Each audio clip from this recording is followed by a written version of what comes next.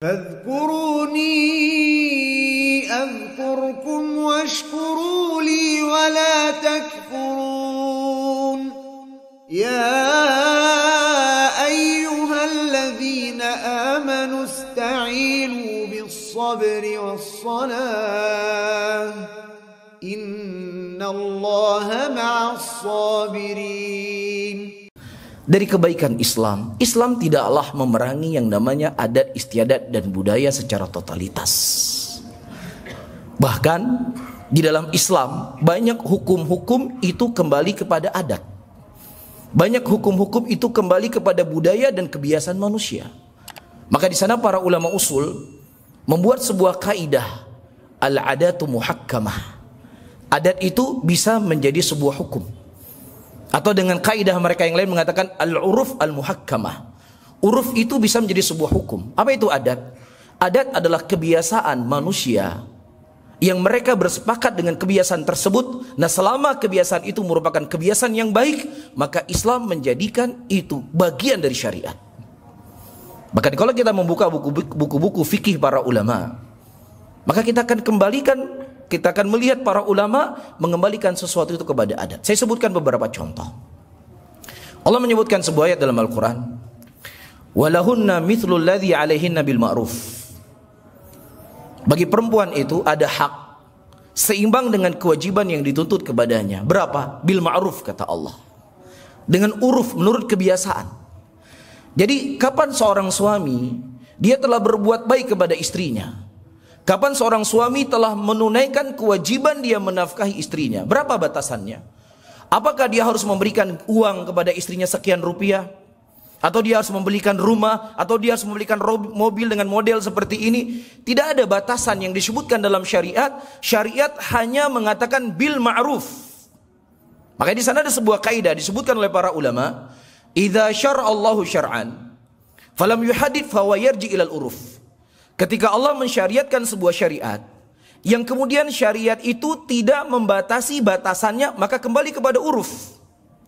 Nah, kalau seandainya misalnya penduduk Jakarta ya memberikan jajan untuk istrinya untuk kehidupan selama 1 bulan, misalnya 5 juta, yang itu sudah menjadi kebudayaan atau menjadi uruf masyarakat di Jakarta, itu sudah mencukupi, maka suami telah menunaikan kewajibannya kepada istrinya. Maka suami itu telah berlepas tanggung jawabnya di hadapan Allah Subhanahu wa taala. Contoh yang kedua, Allah Subhanahu wa taala menyebutkan sebuah ayat dalam Al-Qur'an, idza darabtum fil ardi falaysa 'alaikum junahun an taqsuru minas shalah. Apabila kalian melakukan sebuah perjalanan safar, maka tidak ada masalah bagi kalian untuk meringkas salat kalian. Di sini dalam ayat ini jelas bagi kita Allah membolehkan seseorang meringkas sholat duhur 4 rakaat menjadi 2 rakaat, asar 2 rakaat, dan isya menjadi 2 rakaat. Dibolehkan dengan syarat ketika dia melakukan perjalanan safar. Nah, berapa jarak safar ini? Ya, berapa jarak seseorang boleh untuk mengqasar sholat? Sebagian para ulama mereka mengatakan jaraknya 80 km. Ada sebagian ulama mengatakan di bawah 80 km. Ada sebagian ulama mengatakan lebih dari 80 km. Tetapi sebagian para ulama yang lainnya mereka menggunakan kaidah yang saya sebutkan tadi. Ketika Allah mensyariatkan sebuah syariat, kemudian tidak dibatasi berapa batasannya, kembali kepada uruf. Jadi kalau misalnya masyarakat di Jakarta mereka pergi ke Bandung, dianggap itu sebagai safar, maka sudah boleh bagi dia untuk mengqasar sholatnya ketika dia melakukan perjalanan ke Bandung.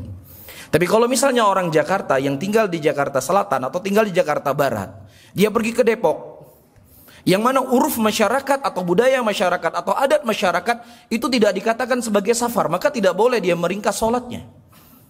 Bagaimana uruf atau budaya dalam masyarakat mereka akan safar?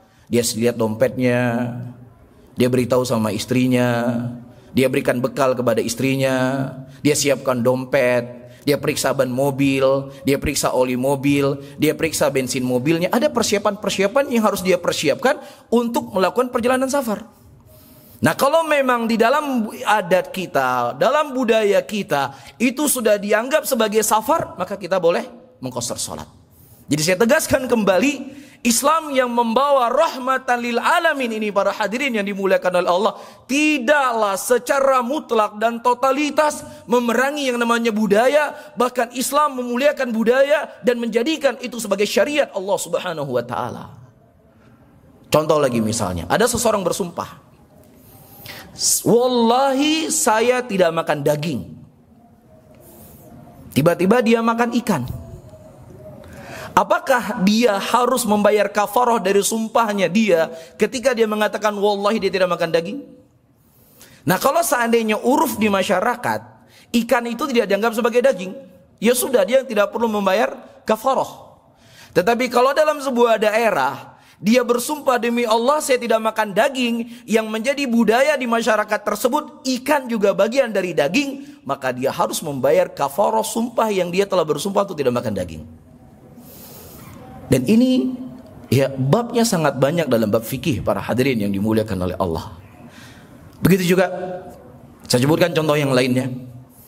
Allah menyebutkan di dalam ayatnya, wa qadha rabbuka alla ta'budu illa iyyahu wa bil walidaini ihsana. Allah mewajibkan kepada kalian beribadah hanya kepada Allah, dan kepada kedua orang tua hendaknya kalian berbuat baik.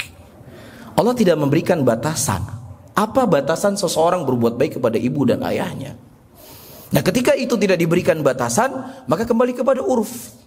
Misalnya antum tinggal di Jakarta, ibu antum tinggal di Bandung, budaya masyarakat di Jakarta dia nggak mudik ke Bandung di hari raya, itu dianggap sebagai anak yang durhaka, dianggap sebagai anak yang tidak berbakti kepada kedua orang tuanya. Padahal jarak Jakarta-Bandung cuma beberapa jam saja, dan dia tidak ada udzur syar'i yang dia menghalangi dia pulang ke rumah ibunya. Maka kalau itu budaya dianggap sebagai anak yang durhaka, maka syariat mengatakan itu adalah bagian dari kedurhakaan. Tapi kalau seandainya ibunya tinggal di Aceh, bapaknya tinggal di Aceh, yang mana budaya di sini terlalu jauh dari Jakarta menuju Aceh, sulit, perjalanan panjang, butuh ini, butuh itu. Nah, kalau seandainya budaya di masyarakat, orang yang tinggal di Jakarta, ibu dan bapaknya tinggal di Aceh, tidak mengingkari dari apa, tidak menganggap itu sebagai hal yang jelek, maka syariat menganggap itu bukan hal yang jelek. Namun para hadirin yang dimuliakan oleh Allah, perlu diketahui, kalau seandainya adat itu menyelisih dari syariat Allah, ketika adat itu menyelisihi dari sunnah Rasulullah SAW, walaupun budaya dan adat itu dianggap baik oleh masyarakat, maka syariat Allah yang harus lebih dikedepankan, syariat Allah yang harus lebih diutamakan. Karena bumi ini milik Allah, kita tinggal di atas bumi Allah, kita makan rezeki dari Allah, kita hirup udara dari Allah, maka hukum Allah yang lebih pantas untuk ditetapkan di muka bumi ini. Tidak pantas untuk kita menjadikan ketika bertentangan antara adat dan syariat, kemudian kita mengambil budaya dan kita melemparkan syariat. Inilah bentuk pelanggaran HAM yang paling terbesar di muka bumi ini, karena kita tinggal di bumi zat yang telah menciptakan kita seperti yang saya sebutkan tadi. Oleh karena itu para hadirin yang dimuliakan oleh Allah, Nabi kita Muhammad SAW adalah manusia yang paling mengerti tentang bagaimana beliau bergaul dengan masyarakat. Beliau orang yang paling mengerti kaidah, di mana bumi saya pijak, disitulah langit saya junjung. Gak perlu kita ajarkan Nabi kita Muhammad SAW. Beliau manusia yang telah diberikan jaminan dari langit ketujuh, innaka ala khuluqin azim, sesungguhnya engkau memiliki akhlak yang sangat mulia wahai Muhammad. Tetapi bersamaan dengan mulianya akhlaknya Rasulullah SAW, di kalangan orang-orang musyrikin pada waktu itu menjadi budaya dan adat mereka, sudah menjadi turun-temurun di kalangan mereka. Mereka tidak mau menikahkan anaknya di bulan Syawal. Kalau menikah di bulan Syawal itu bisa kualat. Seperti keyakinan sebagian orang hari ini ada angka 13. Maka sebagian mall, sebagian ya rumah itu nggak ada angka 13-nya, takut kualat. Itu budaya-budaya yang diyakini oleh orang-orang musyrikin pada waktu itu. Kemudian Nabi SAW sengaja menikahi Aisyah di bulan Syawal. Rasulullah ingin menampakkan kepada mereka bahwasanya budaya dan adat istiadat kalian itulah budaya yang bertentangan dengan syariat. Maka apa saja budaya yang bertentangan dengan syariat harus kalian tinggalkan. Begitu juga Nabi ketika datang ke kota Madinah. Rasulullah bukan penduduk kota Madinah, beliau datang dari Mekah. Bahkan beliau terusir dari kota Mekah pergi ke kota Madinah pada waktu itu, penduduk Madinah mereka punya 2 hari raya yang mereka jadikan itu sebagai hari raya besar mereka, yang mereka jadikan itu sebagai adat dan budaya mereka. Kemudian Nabi SAW menggantikan hari raya itu dengan hari raya yang lebih mulia, hari raya Idul Fitri dan hari raya Idul Adha. Begitu juga keyakinan orang-orang musyrikin. Budaya mereka, kalau seandainya mereka mendengar suara burung gagak, mereka tidak keluar rumah. Ini tanda-tanda jelek, ini tanda-tanda gak baik. Mereka sudah persiapkan safar, mereka sudah persiapkan segala sesuatu, terdengar suara burung, gak jadi keluar rumah. Ini budaya mereka, ini adat istiadat mereka. Kemudian diingkari oleh Nabi SAW. Rasulullah mengatakan la tiara, gak ada itu semuanya. Kemaslahatan, kemudorotan itu semua datang dari Allah Subhanahu wa taala dan bukan datang dari suara burung. Oleh karena itu para hadirin, kita harus menyadari dan harus kita tanamkan keyakinan dalam qalbu kita. Allah mendatangkan syariat kepada kita untuk kebaikan kita. Allah yang menciptakan kita, Allah yang lebih tahu apa yang itu maslahat untuk kita. Allah waliyul ladzina amanu yukhrijuhum minadh-dhulumati ilan nur. Allah adalah penolong buat orang-orang yang beriman, yang mana Allah mengeluarkan kalian dari alam kegelapan kepada alam yang penuh cahaya. Ya, mengeluarkan kalian dari budaya-budaya yang bertentangan dengan syariat kepada sesuatu yang itu akan mendapatkan keagungan dan kemuliaan kalian. Namun di sana para hadirin, saya tegaskan kembali agar tidak disalahfahami, ketika sudah menjadi budaya masyarakat kita di Indonesia suka tersenyum, memuliakan tamu, ya, dan hal-hal yang lainnya, maka budaya-budaya seperti ini kita hidupkan. Itu menjadi identitas budaya kita masyarakat Indonesia yang rahmah, ya, yang suka bergaul dengan manusia walaupun orang datang dari luar. Maka ini adalah sesuatu yang tidak bertentangan dengan syariat, maka kita hidupkan, kita suburkan. Namun ketika budaya-budaya itu menyelisih dari syariat Allah, maka Allah yang lebih harus kita pilih dan syariat Allah yang lebih harus kita utamakan.